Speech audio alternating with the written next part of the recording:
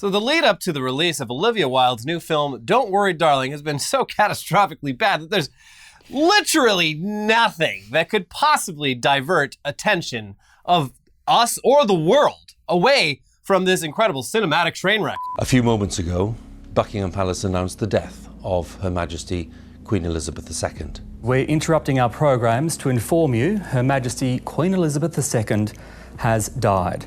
The Queen has died, and long live the King. It is now official. Queen Elizabeth II, the longest-serving monarch of the United Kingdom, has died. Woo! Let's go! Get Queen! Oh, for fuck's sake. Okay, well, R.I.P. Liz. You weren't my queen, but you were someone's. Sure. And yeah, of course, the internet was quick to react, with Twitter nearly breaking for about an hour after the news was delivered, with reposts, videos of Irish lads dancing in front of Buckingham Palace to Another One Bites the Dust, memes upon memes upon memes, demands for Her Majesty to be replaced by Minions or Paddington Bear, Spirit Halloween setting up shop, the musicals Hamilton and Les Miserables putting out condolences without a shred of irony, and of course, the usual smattering of completely random brands paying their respects to the monarchy. Yeah, what a day to be online. And I'm not sure anyone summed it up better than a friend of the show, Jordan Yule, who said the following. Today is a reminder of how hilariously disorienting Twitter can be. An endless stream of overwrought tributes to a monarch, jokes about her death, and then random brand tweets like, on behalf of the entire Weber Grill family, we solemnly lay down our tongs in Her Majesty's memory. Very true. But R.I.P. Queen Elizabeth, you would have loved dry rub brisket. But for now, let's focus on the important news. What the hell is going on with this film, Don't Worry Darling? Its director, Olivia Wilde, and apparently the entirety of its cast. I'm worrying. Wait, hold on, because also while we were writing this episode, Steve Bannon was indicted on charges of money laundering, fraud, and conspiracy, resulting in a very satisfying perp walk by Bannon, who was led by police while wearing handcuffs and exclaiming, "They'll never shut me up, they'll have to kill me first." My brother in Christ, you preyed on the mentally ill and stole millions of dollars from them. Yeah, but he was really good at it. That's the problem. So, he was too good. Yeah. Okay, if there are no more interruptions. Okay. Anyone planning on dying now? No, I don't think so. We can finally get to this Olivia Wilde Don't Worry Darling saga. Nothing. Okay, Yeah. cool. All right, looks like the coast is clear. So, cool, yes. So I guess we should start at the beginning, or at least the beginning of the public drama surrounding the film, which is when Olivia Wilde was served custody papers on stage in Las Vegas while promoting the film. Was this at CinemaCon? Something like that. It was like April or something this year. Yeah, served custody papers while mic'd up and on stage. Yeah, and this was like the first marketing for the film at all. Like the first moment where Don't Worry Darling was thrust upon the public. Yeah. Yeah. So yeah, I mean, at the time, people thought it was maybe like a little bit over the top to legally serve someone in this way, but her former partner, Jason Sudeikis, indicated that he had no say in how the paperwork was delivered. I guess he just hired a really go-get-em process server. Well, that's what we said at the time. It's like the Jackie Chan of process servers. How are you going to serve a celebrity unless you know where they are, like a public appearance? Yeah. Her being there. Yeah. Like, all right, how am I going to get Olivia Wilde? Oh, there she is. Boom. Yeah. Problem solved. Now I can serve all my other processes that I need to serve. So Wilde and Sudeikis reportedly split either during or just before the production of Don't Worry Darling had started, and the general consensus seems to be that they had separated as a result of an affair between Wilde and Harry Styles. Just the cutest boy. Who also replaced Shia LaBeouf as the male lead in the film. Which has its own, yeah.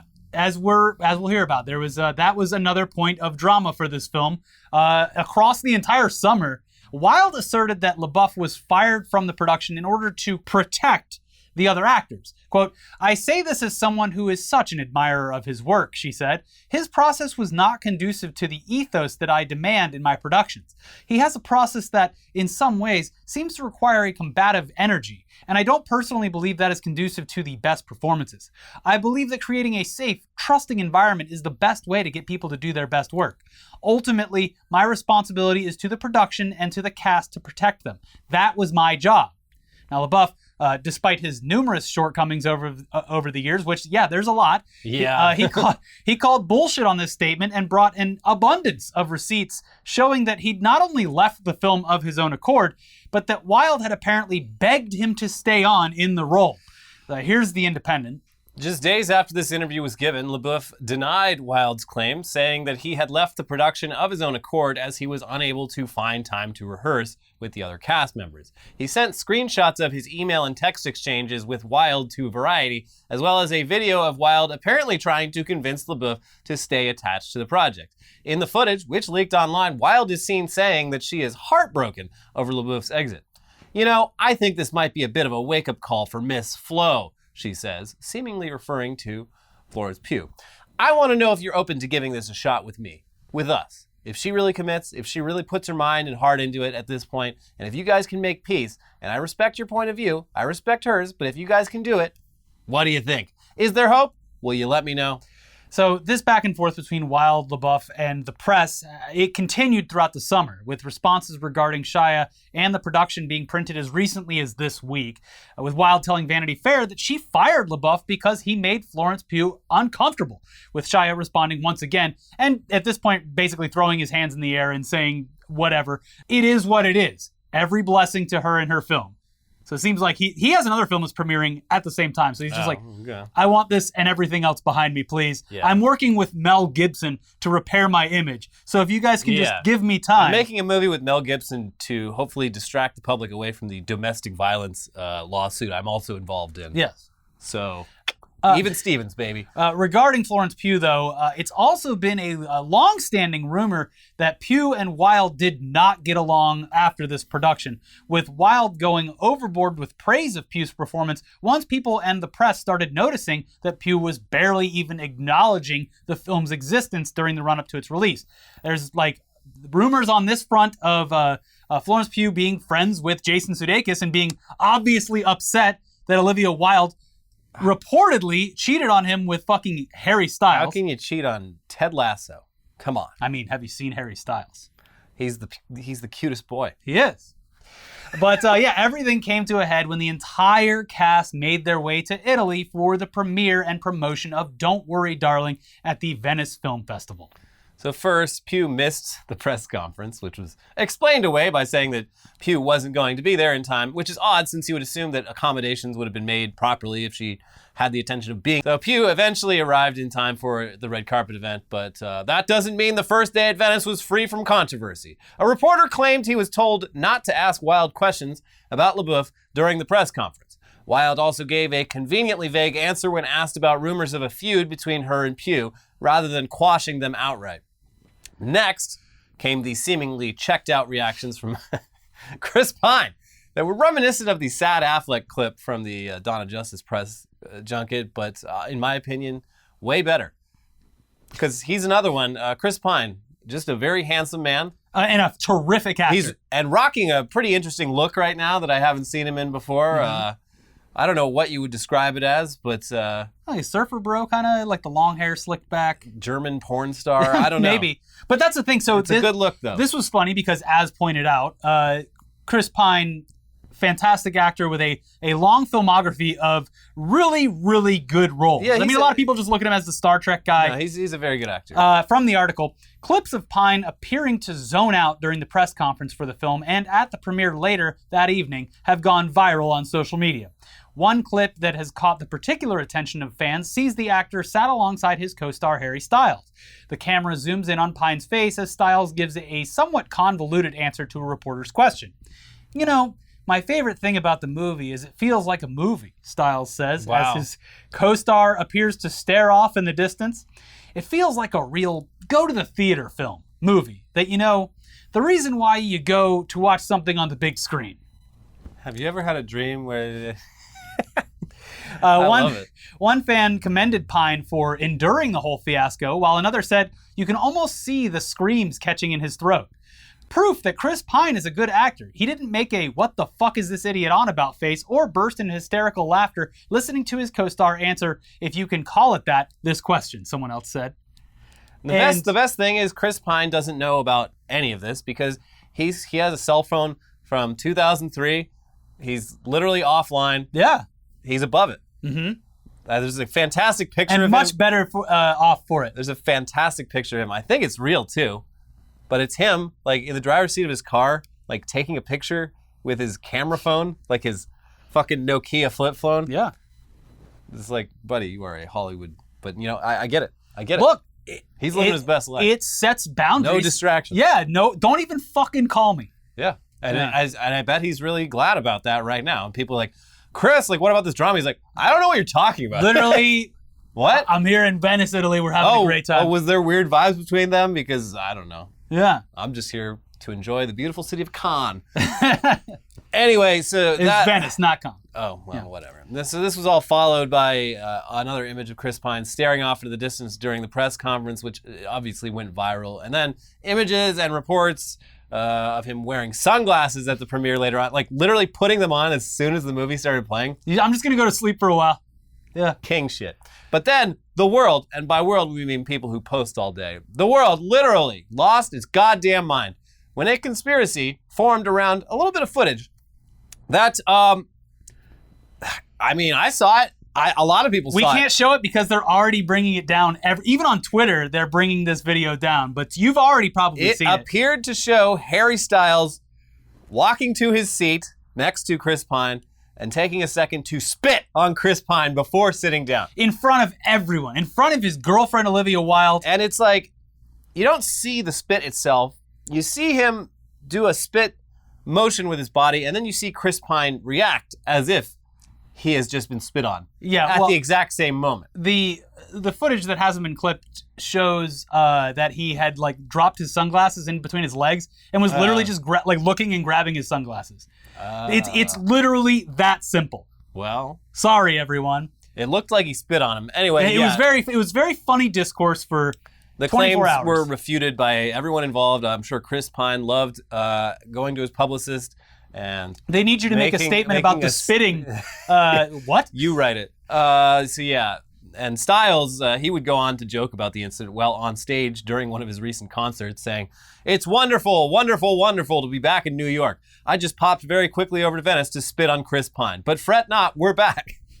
And regarding Chris Pine's character in this movie, as if there wasn't already enough drama surrounding this movie, in the lead up to the premiere, Wilde also decided to break the internet by saying that Pine's character was based on King of the Incels, Jordan Peterson, her term too. Yeah. That's intriguing, actually. Yeah, Maybe I do want to see this movie. If there was nothing else going on with this movie, that would be a thing where I'm like, Chris Pine playing Jordan Peterson? Okay, I'd watch that. Up yours, Harry Styles.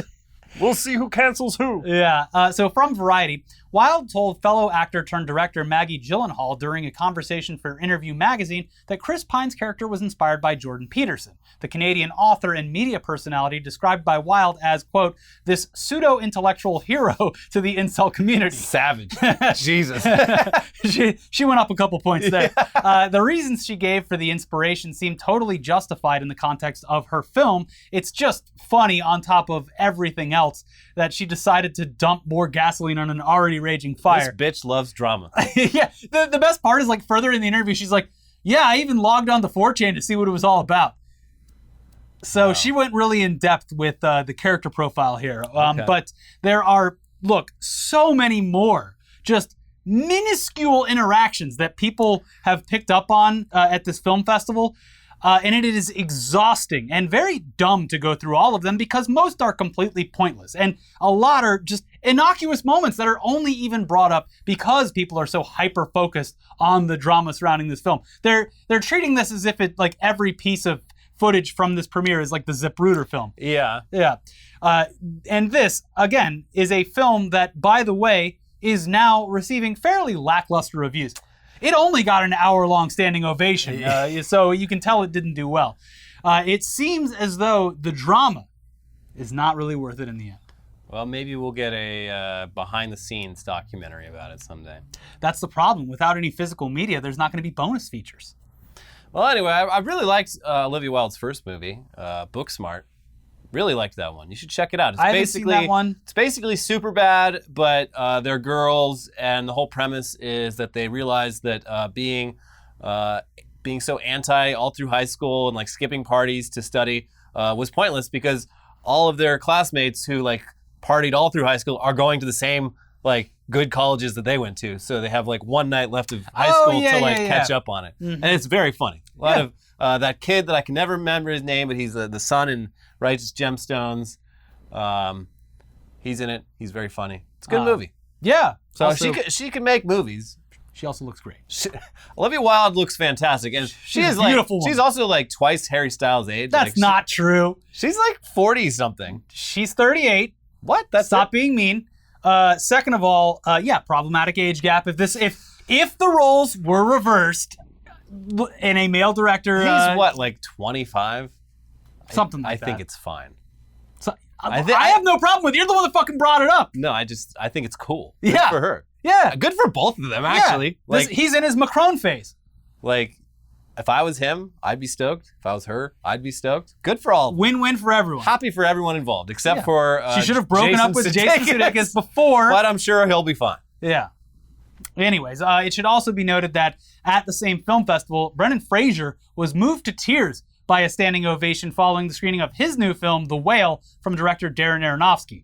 From NPR, actors and longtime fans alike took to social media to share their own happiness at the recognition Fraser received with this latest role. As the applause continued for Fraser on Sunday, the actor and some audience members appeared to get choked up.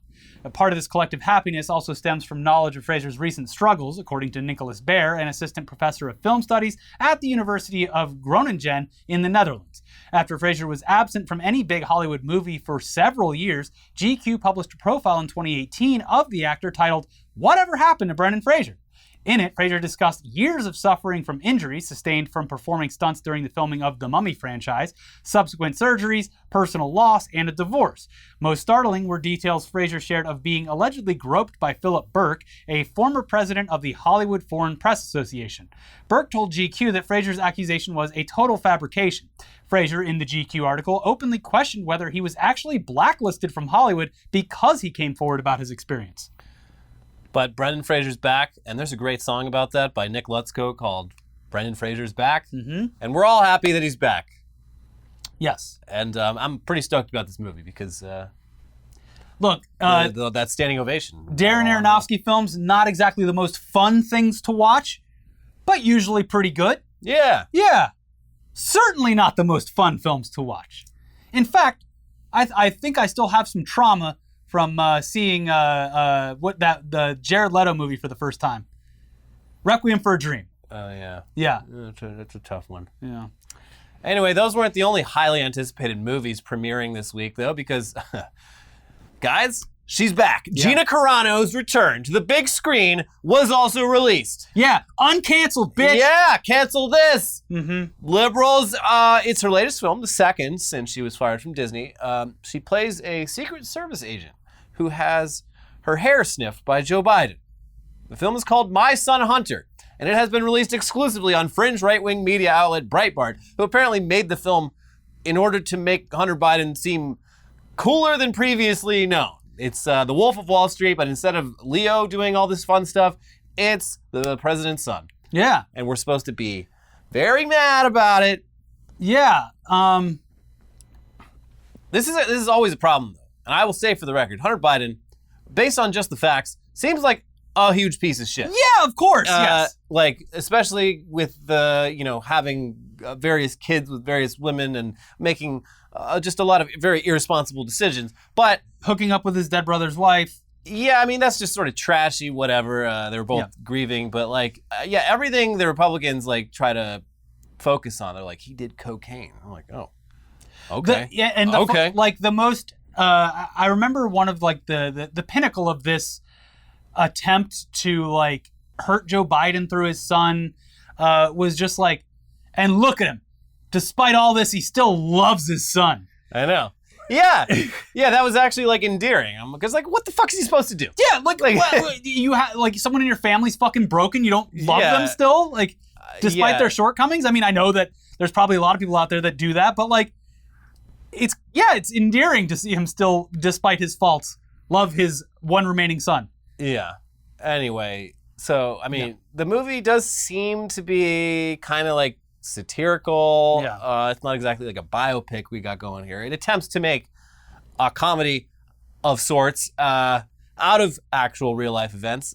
It's just very funny to see this as the culmination of Gina Carano and right-wing media's newfound love affair, from a recurring role in Star Wars to just a few short years later getting your hair sniffed by someone playing Joe Biden who neither looks nor sounds like Joe Biden. And in addition to the film simply existing, there was also a premiere in the belly of the beast, Hollywood, California, which is a bit ironic considering how much conservatives fucking hate Hollywood. But, all of them want to be a part of it. Yes, they do. Ben Shapiro, failed screenwriter. Steven Crowder, That's why failed actor. That's why they all fucking hate it. Ben Shapiro's little... Failed? He was on Arthur. Okay. You get points for that, buddy. Yeah. Ben Shapiro's... Michael Knowles, he's Ben Shapiro's little buddy, another failed actor. Yeah. There's a bunch of these people. Hitler, failed painter. Anyway, there's not much to report from the big premiere because apparently few in attendance actually wanted to go on record praising the film or even acknowledging that they were there. Here's Newsweek. Some of Hollywood's politically conservative insiders, a small group in famously liberal Tinseltown, gathered Wednesday for a secretive invitation-only screening of My Son Hunter, a film that promotes the accusation that President Joe Biden profited from his son's allegedly dubious dealings with foreign powers. Among those attending the gathering at a private screening room in Los Angeles were Lois and Clark, The New Adventures of Superman star Dean Cain, and Nick Searcy, star of TV's Justified. Two guys who will never shut the fuck up on Twitter. So some others said they did not want their attendance revealed, fearing it might hurt their careers. Absent at the screening of My Son Hunter were the glitz and glamour associated with the standard movie premiere. There was no red carpet, and attendees dined on popcorn and water rather than the usual martinis and sushi. The stars of the film weren't there, nor was the director, who addressed the crowd of around 70 people via Zoom. One producer at the screening, whose credits include Game of Thrones, The Bourne Legacy, and Moneyball, asked that his name not be used. I feel like you could narrow it down pretty easily just based off of that information. He told Newsweek, "I really enjoyed the film. It's a shame I can't tell most of my colleagues about it, though. Hollywood is in such a hyper-cancel mode today." I'm pretty sure you'd be fine. Yeah.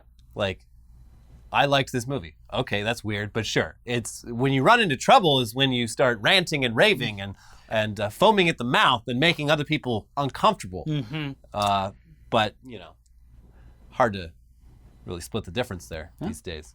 But anyway, let's move on to another massive L this week because a post on the subreddit, Today I Fucked Up, became one of the highest upvoted admissions that the site has seen in recent memory. And while there's no way to know for sure if the post is something that actually happened in real life the way it's explained, just like anything on Reddit, it still went viral. And it even garnered a response from someone involved. God, this is fucking... I hate this one so much. In the post titled, "My girlfriend of 2 years told me the music that I played during sex is weird and a major turnoff." The guy explains that he had made a playlist of...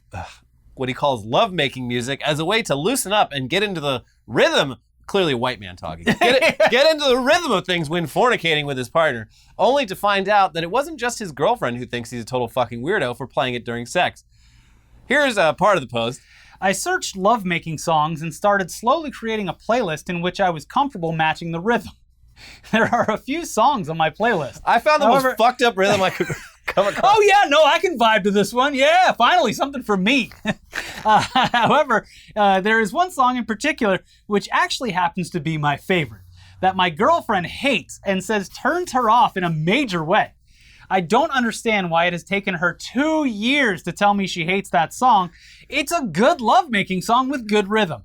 I feel the way I fucked up is I could have possibly asked her previously if she likes the playlist or any songs she'd like to add or change. But to leave it for 2 years thinking our sex life is great, but in her eyes has just been ruined by my music, has left the whole situation feeling awkward, and I'm a bit annoyed. I pretty much played this tune every single time, so the amount of times she must have not been enjoying it when I thought the complete opposite is annoying, but also embarrassing in ways. It's fucked up the relationship, to be honest, because sex feels awkward now. The other day we were having sex with no music, but I was still thrusting to the tune playing in my head. She recognized this and asked me to stop. I thought this song was perfect, and I almost and I always thrust along with the tune and feel it gives me the perfect rhythm for doing the deed to.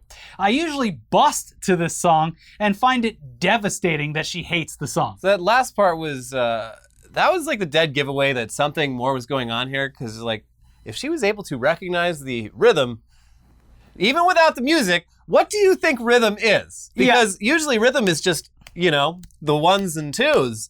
But you are talking about a specific rhythm that one is able to immediately detect without the presence of music. So there's usually maybe a nice, something, you know, in the background, there's a nice kick snare going that you can kind of time your watch to, you know? There's some boom, chop, boom, boom, chop, something like that. But sounds like something else is going on here. How bad could it be, and how recognizable could it be? So yeah, everyone reading the post was curious about the song. What is the song? Yeah. And how bad could it be? Any song that can get you into a nice rhythm couldn't be so bad that it ruins a relationship, right? It couldn't be so bad that the entire internet comes together to make fun of you for admitting it, right? But that's where you're wrong, bucko, because the song that he was copulating to was Seabat by EDM producer Hudson Mohawk. Obviously, we can't play the song here. You've probably heard it one way or another. This is like what it's similar to that song you used to put on in The Office like 10 years ago. Oh, like the monster truck song or that whatever? Like trap song, like Grand Theft was like boom, boom, boom, boom, boom. Just like that specific type of trap music. Well, it came from that period of time where it was just like this from the outside looking in sounds like circus music. Yeah, exactly. But I'll do my best to mimic it. Wah, wah, wah, wah, wah, wah, wah, wah. Wah, wah, wah, wah, wah, wah, wah, wah. I think you did it. Yeah, that's it. So it's just like wah, wah,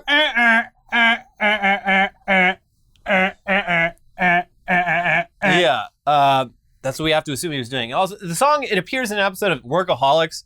The cold open when they're like, they just woke up from a big rager and it's like a one shot through the house where they're like waking up. Like, oh, fuck.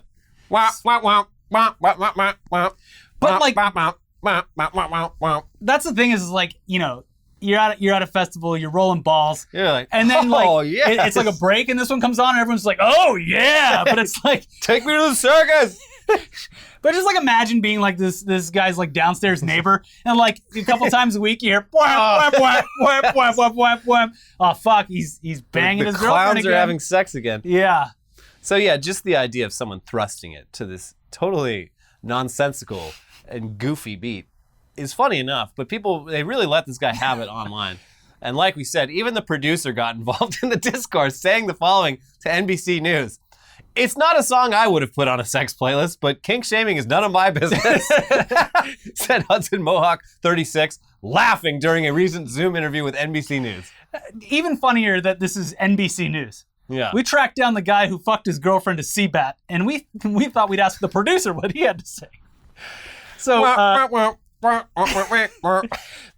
funnier part of this is that this song has never been fucked to more than this week. Oh yeah. After the post. Maybe he's on something. Yeah, this is if it weren't for those damn rules across every social media site, there would be numerous videos just like the Harlem Shake where people attempt to fuck to this song to comedic effect. You got to do like Russian roulette, like stick it just in the middle of a somewhat long playlist. Mm-hmm. And maybe it comes up, maybe it doesn't. Yeah, you have to put it on random too, so you have no idea when it's going to pop up.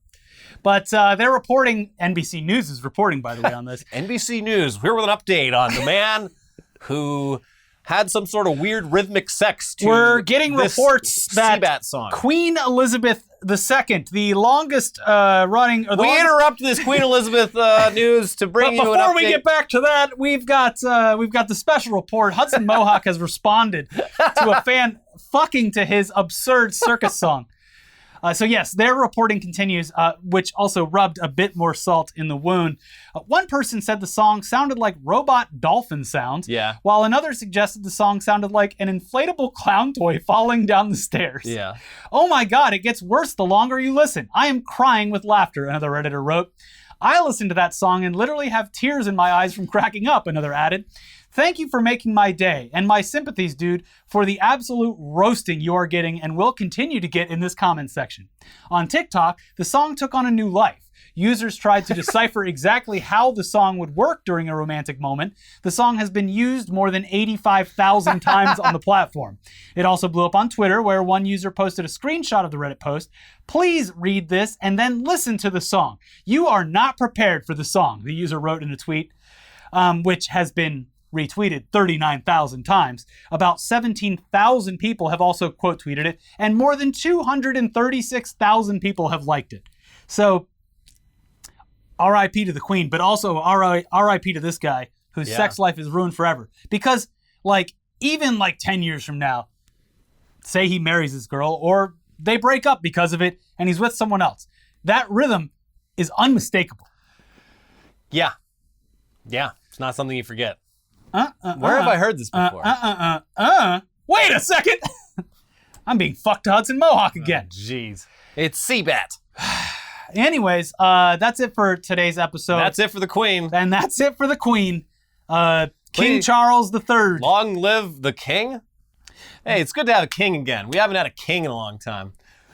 Sorry, ladies, you had your chance.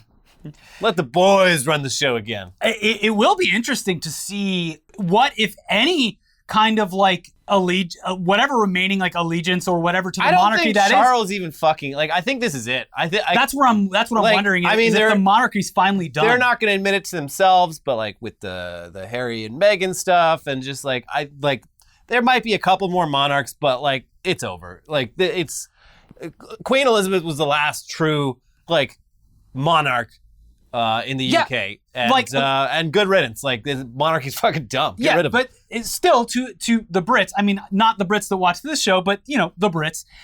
They, at least at some points, at least the older ones respected the monarchy. Sure, but it's like and, like, tradition. It's the way Americans are super fucking weird about like the flag. Like he wore his hat. You can't disrespect the flag. He's wearing his hat while singing the national anthem. It's like that kind of weird shit. If you're not like from the U.S., you're like, hey, what the this is fucking stupid and weird. So that's how they are with the Queen.